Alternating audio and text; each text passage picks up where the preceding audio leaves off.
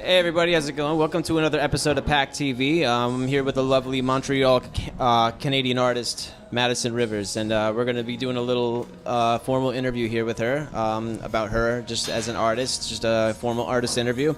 So we have 10 questions in no particular order that we're going to ask her today, and this is for the record and for the PacTV exclusive platform, and I think these are some very relevant questions. So we're going to start with number 1. How did you come up with Madison Rivers, the name? That's a good question. The name stems from Happy Madison Productions, so Adam Sandler. We came up with the name. We saw a downer CNN reportage at some point during Christmas time and went to see one of Sandler's movies that was just out, Bedtime Stories. When we came back from seeing the movie, I had cheered up, was a different person, and felt like writing a song, so I did on the way back and started the band as of there. So Madison comes from Happy Madison Productions. Well, Adam Sandler fans, that was for you. And that was for Adam himself, too. Okay. Now, what age did you start your singing?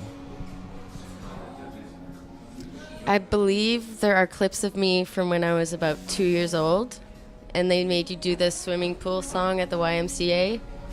Yeah, I think that's the oldest that I've ever seen. I don't know if I ever did it when I was, younger than that, but that's the oldest I've ever seen. Probably since I was talking. Excellent. Well, 2-year-olds in swimming pools definitely went a long way for you. Excellent. And is there any particular artists that inspire you into singing or that have inspired you into singing? Oh my goodness. Well, first of all, that's a huge question because I adore music. I live off of music. So, I mean, if there was a list in front of me, and I'm going to probably forget every single one of them that I want to name out.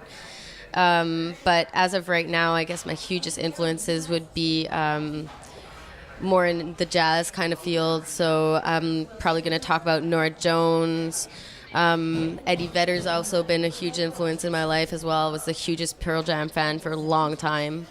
I have to say Nirvana kind of put a little edge into me as well. And then I had some kind of some influences that made me kind of be a little bit more rebel too, like Ani DeFranco, and I guess that's just to sum up a few. But I mean, vocally, there's so many: Christina Aguilera, Taylor Swift. I like a lot of newer stuff and older stuff, so you name it, we can cover it. It's a good answer. It's an honest answer. That's why we're doing these questions. Anyways, when did you discover that you could actually sing? I mean, actually sing. Career-wise. When did you want to, when you figured it out that, yes, I'm good enough to do this on a career platform rather than just as a hobby? When did you know that you could sing? That you could do it out there in the way that you're doing it now? This morning. No, I'm just kidding. I'd have to say I moved out to British Columbia from Halifax, Nova Scotia. I was moving around a lot since I was about 18, 19 years old. And from the moment that I moved from Halifax to British Columbia, I was surrounded by bands all the time. And they wanted me to start singing some really heavier, really pronounced stuff, which I thought, I was more like the reserved Jen, kind of stepping back, saying that's really out of my range. I don't want to push this. But, they were very convincing guys, and they finally got me to do those songs. And I think with the producer that I was dealing with at the time as well, Travis Saunders, he was always pushing me to do things that I never wanted to do. I was so scared to attempt it that it was just I'd get really mad at him and at my ex at the time, that they would make me do harmonies, and I would actually storm out of the sound room and say, you guys are not making me do this. And they say, well, we'll hire somebody to do it. And I'd storm back in and nail it, and then they'd be outside having a smoke, laughing at me afterwards, just being haha, we just kind of fooled you into doing it. But yeah, I guess as long as you have confidence and people pushing you, you can achieve anything, really. Yeah, being a producer myself, I guess I could say, push people into doing things they never wanted to do. I am one of those guys. Watch out. Anyways, now that you've mentioned producers and other artists, what artists and producers have you worked with, like on a bragging rights like stamina? You know what I mean? Like, what artists, producers that you could most note in your career, most notably, like are most relevant to you, or I guess you could say have had the biggest impact on you? Like, you know, give me some bragging rights. What awesome producers have you worked with? Wow. Okay. Being in Montreal right now, which I've lived since like I think July 21st, 2013 to the very moment now. And we're in February right now. So since the moment, and back in 2009, again, I worked with Travis Saunders, amazing producer. The guy has an ear for everything. And I really think that given the right circumstances and the right tools and everything, he could be one of the best producers. Great person to hang around with, too. Right now I'm working with Les Frères Grand on a different projects. I have 4 different projects going on right now. There's Madison Rivers, which has been going on since 2006, 2007. And then I also have Myland Tracks, which I'm doing with Les Frères Grand. And so they're 2 very good producers. One of their things is that they don't believe in auto-tune at all. So whether you sing the song, they will not correct one little thing, and I respect that so much out of them because they push me to make me the best that I can be, like from top to bottom, the whole song, which I think is important for people to know, because then if you can do that in the studio, you can also do it live. Then I also have a project going on called Uptown in the Bronx, where we're going to be working with some very talented producers here in New York City. Should I name them, or they're kind of like undercover at the moment? I'm not sure if we should kind of divulge everything. We're gonna leave that undercover, but there's there's also been interest about a particular producer has Grammy nominations and Grammy award-winning producer in LA as well. So we're going with the heads up. That means you gotta watch the next video for that. So you might as well subscribe now, would you? Thank you. Anyways, what is your message as an artist? As Madison Rivers, what is your message to your audience when you sing to them, whether that's in the studio or on stage? Well, it goes with our personal mantra has always been, where there's love, there's hope.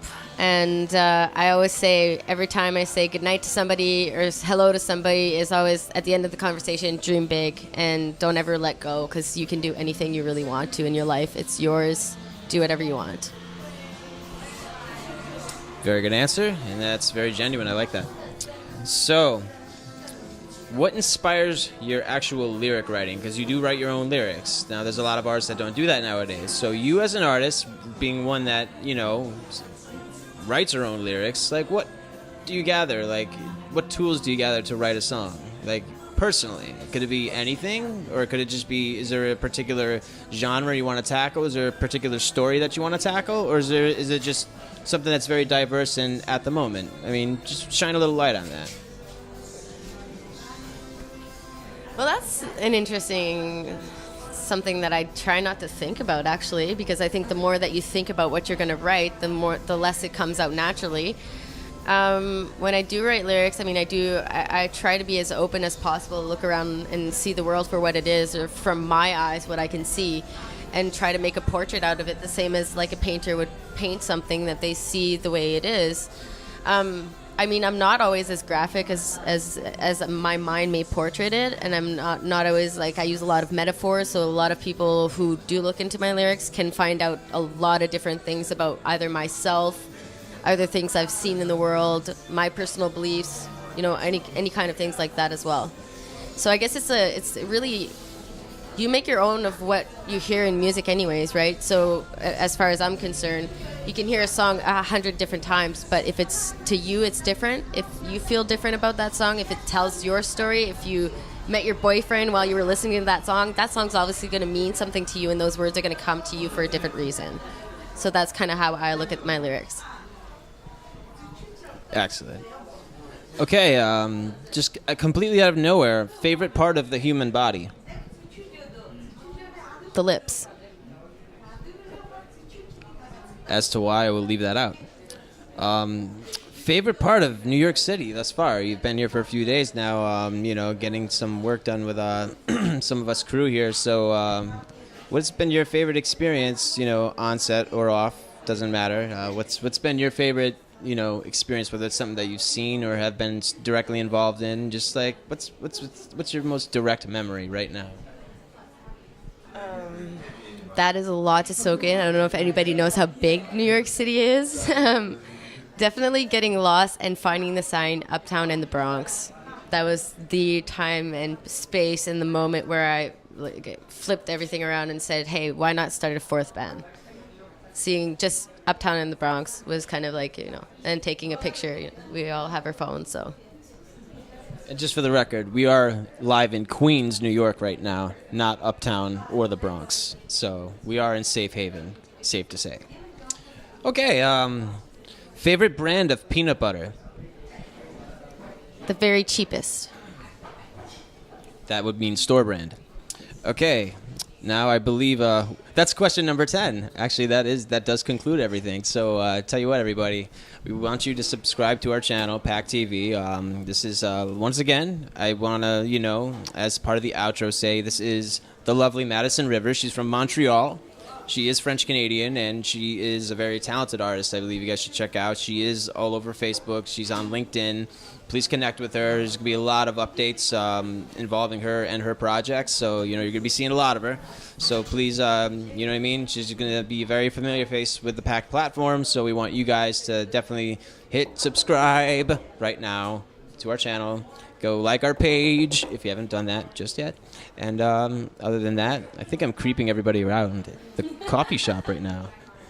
But anyways, I just wanted to let you guys know that we do have a lot coming out. And we'd like to thank Lucid.